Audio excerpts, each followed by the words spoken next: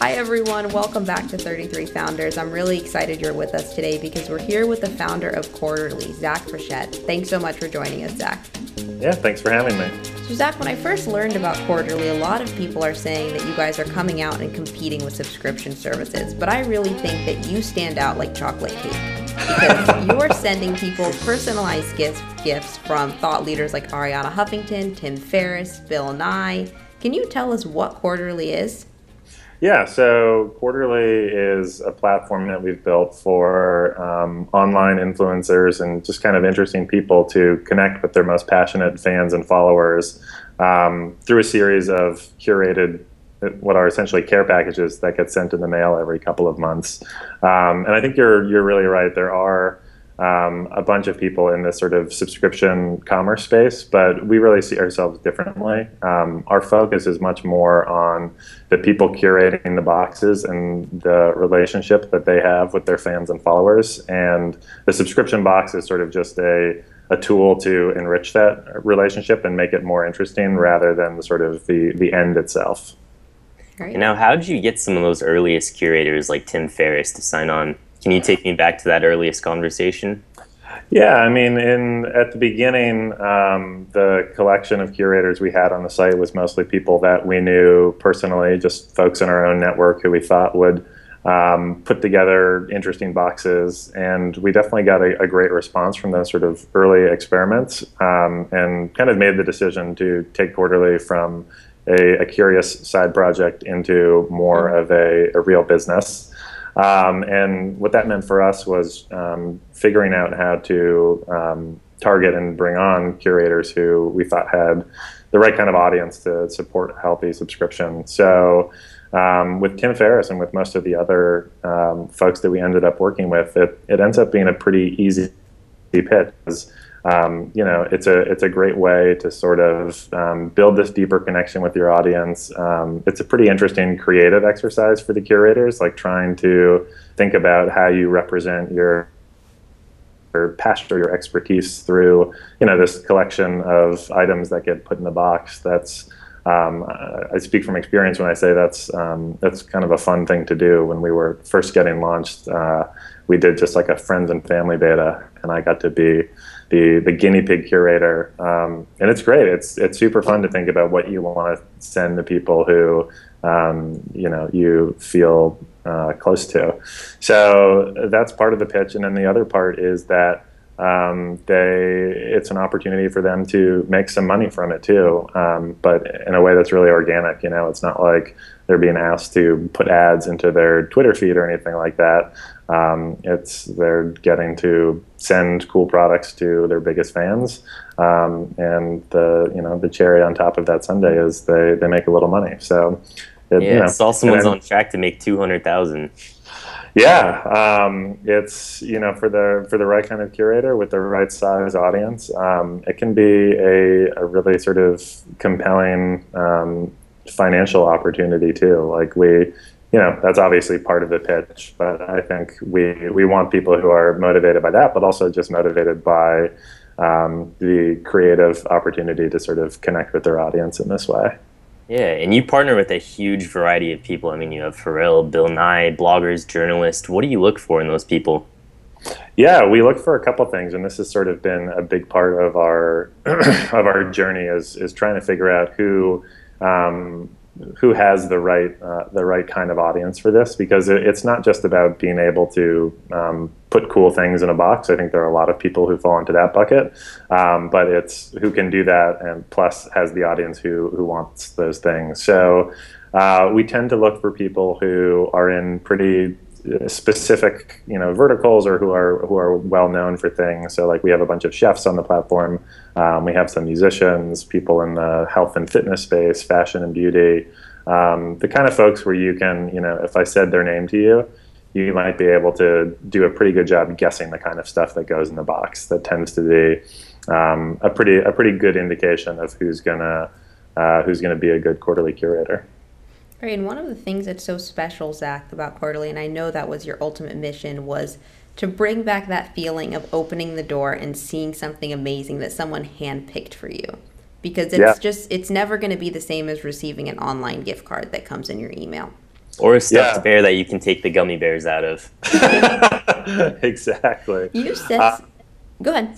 Sorry. No, I just like that's absolutely right. I think part of my reason for starting Quarterly was recognizing how much of our lives we've moved into the sort of the digital sphere in the last 15, 20 years, and for the most part that's been really great. But I think we're going through this period of correction where we realize there are these experiences we have in the real world that are just more powerful than the interactions that we have online. Even something like getting a postcard compared to getting a tweet or whatever. Not to minimize one over the other, but it's just it's this powerful thing that happens less and less. And so it's always been one of our goals to create those really magical offline moments, but have it be plugged into the experiences that people are having online. I think that one of the best parts about it too is that it feels so honest. And what I was going to refer to before was I read something where you said, when celebrities do advertisements, it feels like an abuse of trust. And I'd never heard it put that way, and I think you did a great job because it instantly reminded me of when you see athletes and models advertising for fast food. Because it's highly unlikely that they're actually going and eating that fast food. How can brands avoid that? I think you just have to make it part of your mission and part of the values and the DNA of your company to sort of put forth that authenticity and that integrity. Like, this whole business was built on the idea that we don't want to prescribe things for people. Like, we want this to be a way for our influencers to really express themselves. Like, in the same way that people join Twitter, not with the explicit purpose of like building up an audience, and certainly not with the purpose of making money from that audience, but just because they want to share what's interesting to them. We want to work in the same way, and I think consumers today and fans and audiences today are more savvy than ever about when they're being sold something and when they're being manipulated or lied to or misled. So I think if you don't put that at the forefront of what you care about as a brand, then I think you're pretty likely to fall into some of those traps. So I want to shift gears for a second and go back to the early days with Quarterly. You guys got off the ground and then you faced a few challenges. So you brought on Mitch Lowe, who was the co-founder of Netflix, who's advising you. Few months into it, you realize that you think it'd be best that he takes on the CEO position, which was huge because he was replacing you. How did you put your ego aside for the best of the company? Because I think that'd be really difficult. Yeah, it definitely was difficult. Well, that's not true. In the end, it wasn't that difficult. It was more just sort of a lengthy process with a lot of conversations with smart people who had been through similar experiences. But for us, it just made so much sense. We were growing a lot faster than we had anticipated, and we had a set of problems in a very specific space where we didn't have a ton of experience. And we'd been working with this great guy, Mitch, who was an expert in all of those things and had approached me and expressed interest in being more involved. And I think I'm lucky in that I've got a really great collection of investors who were totally open and supportive to sort of any path that we wanted to take. When Mitch came to us and suggested being more involved day to day, it just opened up the door for that conversation. And I think we all felt like the timing was right and that a lot of good could come from it. And I'm lucky that I think other people can be in situations where decisions like this are forced on them, or they receive a lot of pressure to make hard choices like this. And I think we just came to it organically. There was this need that we had, and this person who sort of fell into our laps, who was sort of in a perfect position to help us with it. So yeah, it ended up being a really good thing. So when he transitioned then to CEO, how did you step back from your role and let him take the lead? Yeah, it's a good question. I mean, he came in with obviously a ton of experience, specifically in sort of the kind of fulfillment side of things, which is where we were experiencing a lot of our growing. So in some ways, it wasn't a tremendous transition, just because I was still working on the stuff that I'd been working on the whole time. The product, the website, working with curators. That stuff didn't change that much. It just meant that all of a sudden there was this guy in the office every day who was solving the problems that we felt like were really challenging before, but for him were just kind of old hat. In addition to him just being a mentor and an experienced leader. So I don't know. It's just one of those things that I think worked out really well, and it definitely could have been a really fraught situation, but it was pretty smooth. Great. And now, how about the decision to acquire 12 Society? I mean, aside from their competitive advantage, what was kind of the deciding factor? So, funny story about 12 Society is that we did not acquire 12 Society. You guys didn't? No, there was. I'm sure you read the article that many people who have asked me this question have read, but we definitely were talking to them at one point, and the conversations were around acquisition. They never really got that far.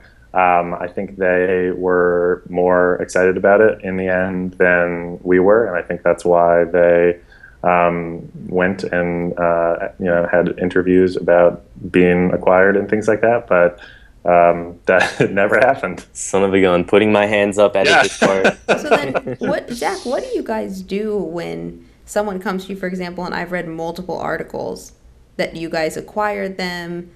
I even read things saying, like the people are going to these places, someone's going to come on the team and help. How do you handle that as the founder of the company? I mean, truthfully, it was, obviously kind of a funny situation for us to be reading in the press that we had acquired this company that we had not actually acquired. We'd just been talking to. But one of our main reasons for having the conversation in the first place was that, there were some things that were interesting about that company, and we liked some of the influencers that they were working with. But one of the things we were hoping to get out of it was just some positive press, some stories about consolidation in the subscription commerce space, things of that nature. So we kind of got that anyways when these stories got planted, and we so there was no real incentive for us to spend time telling people that this didn't happen. It's certainly never something we lied to anyone about, and I've never misled anyone. Anytime anyone's ever asked me about it, I've told them the story. But it was just kind of like, okay, well, we're getting more attention now, and I guess that's a good thing. And it seems like the 12 Society guys are maybe getting what they wanted out of it. So let's just go about our business. So what led to you deciding to acquire Google then? Or did I get wrong too? That was a harder conversation, but it just made sense. Natural fit. So, I mean, it shows how often you guys are so quickly thinking on your feet and iterating. And I know when you started out with Quarterly, you wanted it to be a complete surprise. And then you realized, what? People like a little glimpse into it, but not finding out everything. Something you guys do that Mitch did at Netflix is fine-tune your business model constantly. He actually did it every 90 days. How do you do that? Yeah, I mean, I think that's sort of the story of startups everywhere, or at least the ones that seem to be growing well in the conversations that I have. But there's no such thing as just like figuring out your business model and then pressing the autopilot button and having everything go great. Like every day there's sort of this constant reevaluation of what's working, what isn't, what could we be doing better, what new experiments can we do, what new ideas can we try.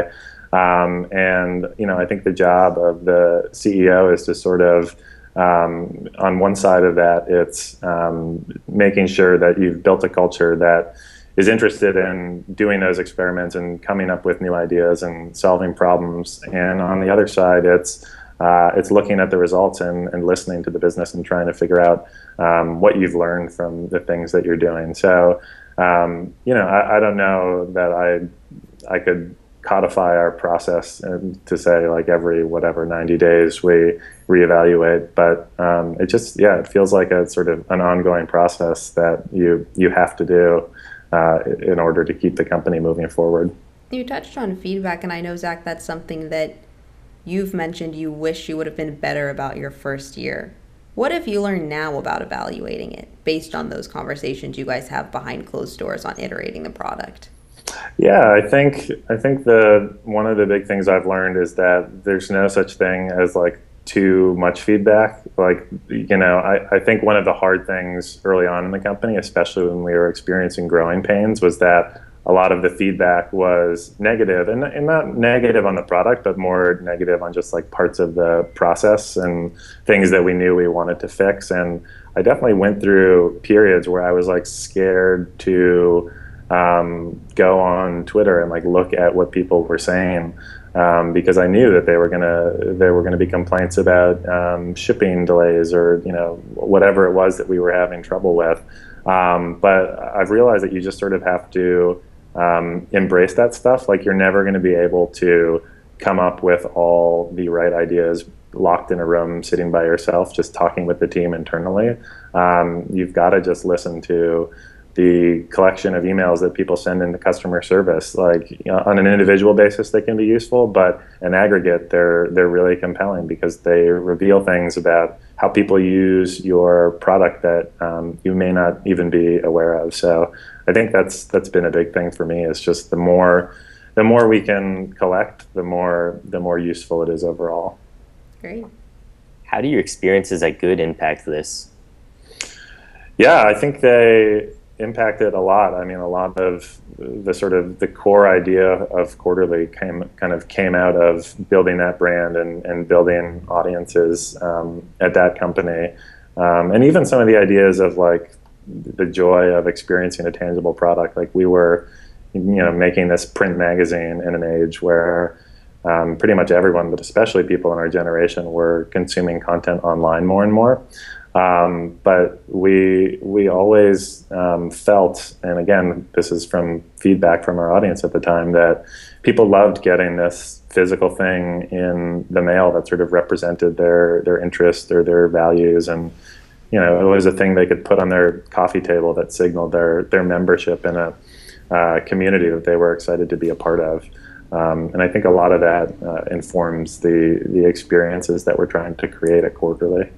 Yeah, and so those products are not really what you're selling. It's the delight that happens that you're manufacturing. So what advice do you have for other brands, let's say clothing, content, to kind of just deliver that same physical surprise and delight them, whether it be in their inbox or mailbox?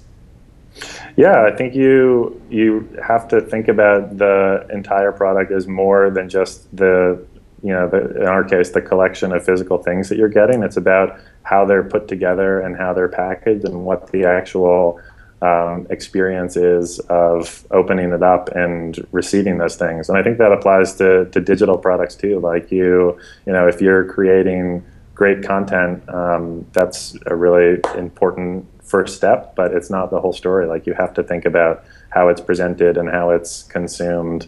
So yeah, I guess that's sort of my advice, is to think about everything, not just the actual product itself.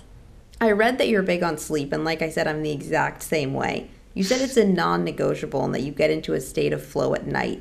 How do you take that time that is your time to really take your ideas for Quarterly and make them come to life? It's an interesting question. I don't know that I've ever thought about it enough to like put it into a process. I think it's more recognizing that having the time to sort of be in peaceful contemplation with myself, like allowing for that space to exist, just lets interesting things happen once I'm in that space. So I think the fact that I make it a priority to sort of run my life that way just allows for sort of the serendipity of interesting ideas to happen, and I just let them come to me as they do. Peaceful contemplation is a great way to put it. And then another thing that you've shared before is you gave yourself 10 years, so you still have a little bit of time, but that you wanted to find a good balance between being the ideas guy and the business guy. So it really falls into that peaceful contemplation between both and executing them. Where are you on that journey? Yeah, right in the middle of it. I mean, I think at the beginning of companies, any company, that's much more the idea phase of things, and I think as your businesses start to grow and track, you have to sort of switch into that kind of business operation side of things. And I think it's less by choice. I think it sort of happens to you, and I'm definitely in the middle of that right now. We're in a really great place. Our growth is fantastic. The feedback we're getting is really good, and it's incumbent on us to figure out, okay, how do we take this to the next level? How can we bring this to more people and introduce new curators to the platform? And so, I think right now the pendulum is sort of swinging more towards the kind of just let's make this business hum side of things. But I imagine, and we'll see as time goes by, that it'll swing back in the other direction sometimes too. And we'll be in a place where we need to think contemplatively about what is this business and where do we want it to go and what's the best way to get it there. So I'm happy with where it is. I think it's almost less of a balance right now, and it's more just sort of swinging to the extremes. But it's working for me, and I'm comfortable with that. I want to know how your company is going to change when you have 1,000 curators, and then when you have 100,000. Will you ever scale back? Yeah, it's a great question.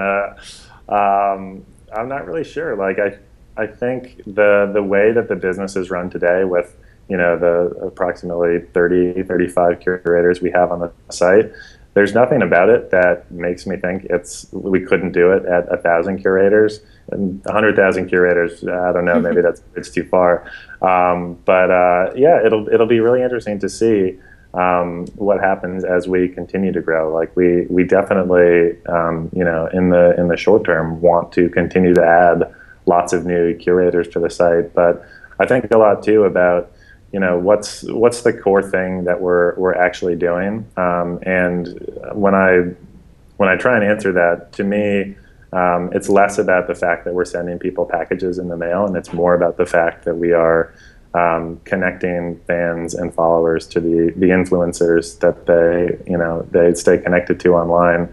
And there's something really interesting and powerful there. So when I think about how we grow the company and what it means to scale, that's definitely something that I keep in mind.